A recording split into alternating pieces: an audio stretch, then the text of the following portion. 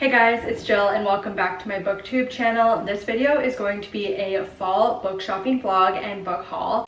I'm so excited to be doing this video because I haven't really been shopping for books in quite a few months, it feels like. I think my last big book haul was like 7 months ago, so near the start of the year I feel like that was. Paul and I will be going to Indigo shortly, and the only book that I really do have on my radar is the last Throne of Glass novel, Kingdom of Ash. Otherwise, I'm just going to see what they have and see what catches my eye. I did get a few gift cards from my family for finishing school, which I'm really grateful for, and that is why I'm able to do this haul today. And of course, I'll be bringing you guys along, and we're actually going to be going to a new Indigo we haven't been to before. So hopefully this one is nice and they have a good variety of books.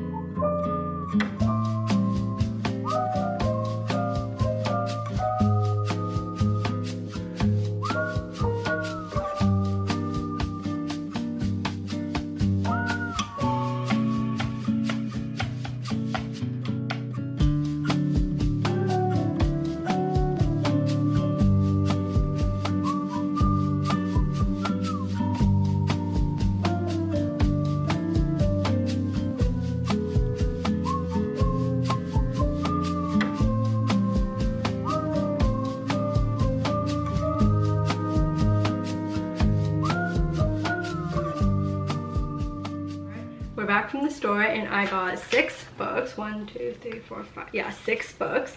Here they all are. So I'm going to start off with the one I knew I was going to get today, and that is Kingdom of Ash. This is the last book. Is it the 7th one? I can't even remember how many books exactly are in this series. Let's see. 1, 2, 3, 8.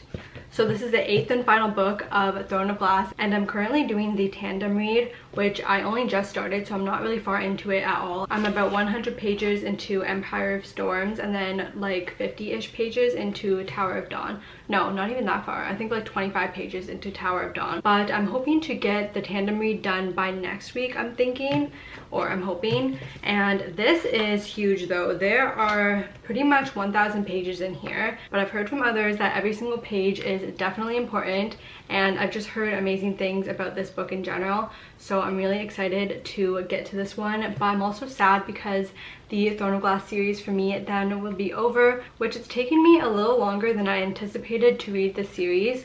I started in December 2023, so it's almost been a year, and it seems like a long time to only read 8 books, but I was reading other things between as well, so I guess that's why that happened.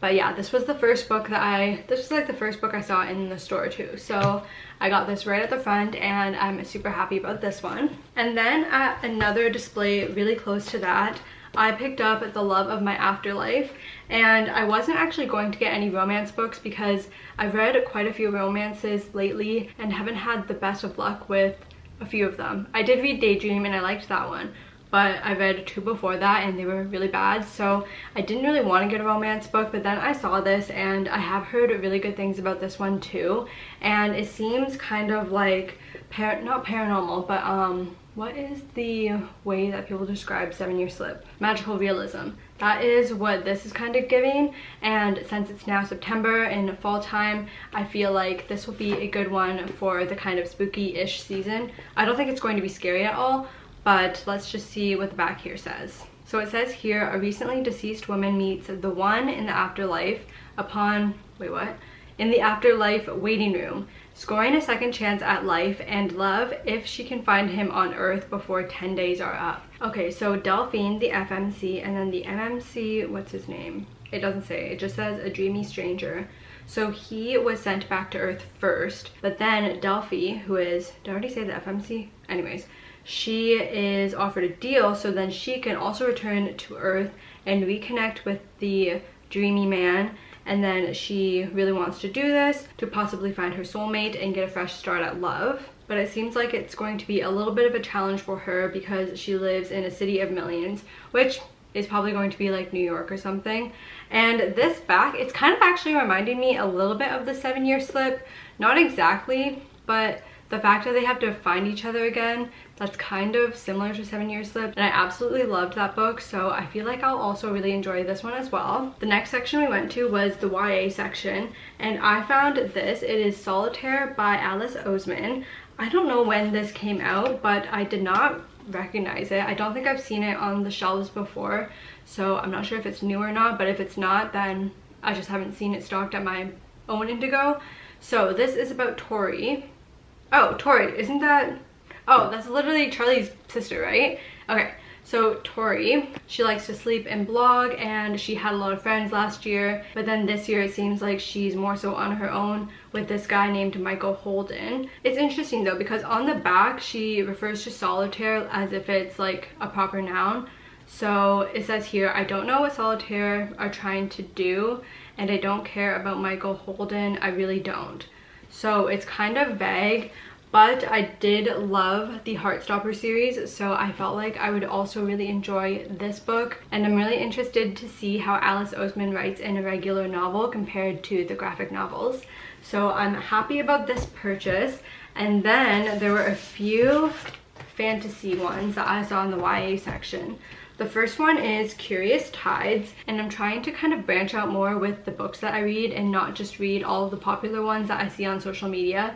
So this one I haven't seen mentioned before personally, and I thought the blurb seemed very interesting. So this is set at a college, and it seems like the main character has healing abilities but isn't very good at controlling them. But then suddenly after a tragedy, it seems like they are in possession of powers that no healer should possess, it says here. And these powers could ruin other people's lives as well as their own. So then they're getting the help of another student, a boy that is, I guess, well versed in dark magic, so they can probably help her.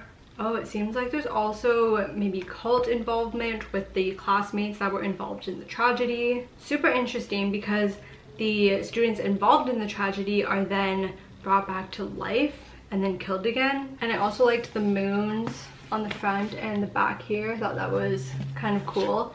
So I'm excited for this one. I didn't want to be getting hardcover books because usually they're like, they can be like $30 to $40 in Indigo.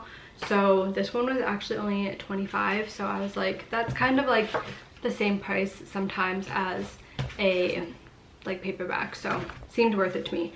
But yeah, excited for this one. And then the next book that I saw, this one is actually pretty popular, as I was just talking about not getting popular books. But this one I've heard so many people give 5 stars, so I did really want to pick this up. And this is Heartless Hunter, and this is a fantasy romance, enemies to lovers.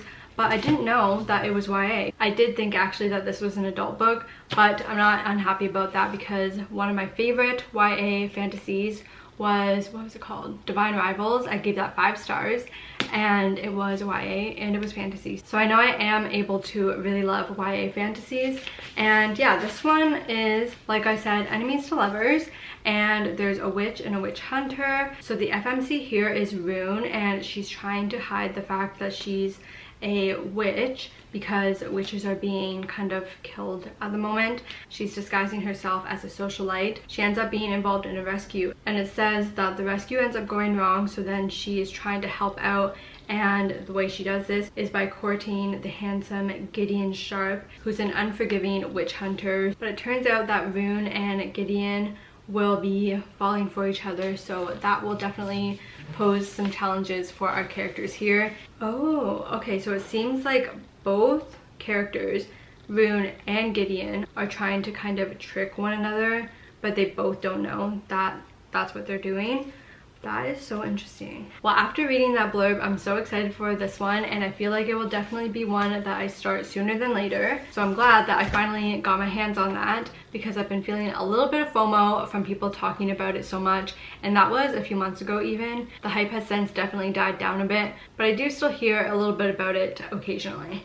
And then the last book in this haul is Wolf Song, and this is by the same author as the House in the Cerulean Sea, or the House on the Cerulean Sea, I can't remember exactly, but I didn't want to get that one because I've heard really good things about it and I probably will read it eventually, but I just wanted to get something a little bit different. So I saw this one and I thought it looked really interesting, and then the orange edges seemed also really cool. So this is about Ox, and his dad said how he wasn't worth anything and people would never understand him, and then his father goes AWOL. So he ends up being 16 when this Bennett family moves in next door, and they have a secret that will change him forever. I'm assuming that the wolves.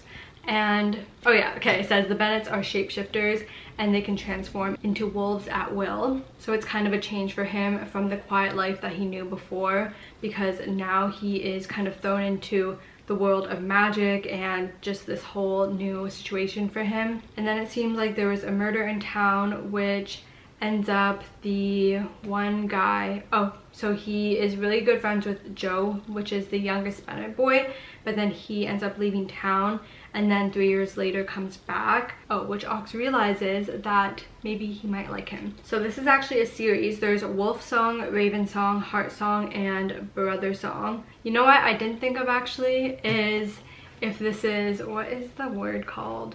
Omegaverse. That's the word I was thinking of. Yeah, I didn't think of whether this was Omegaverse or not, but I guess I'll find out when I read it.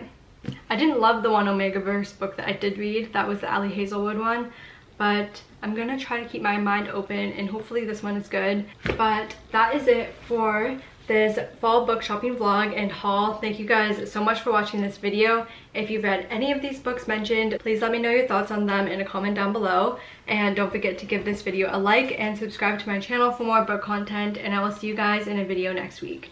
Bye.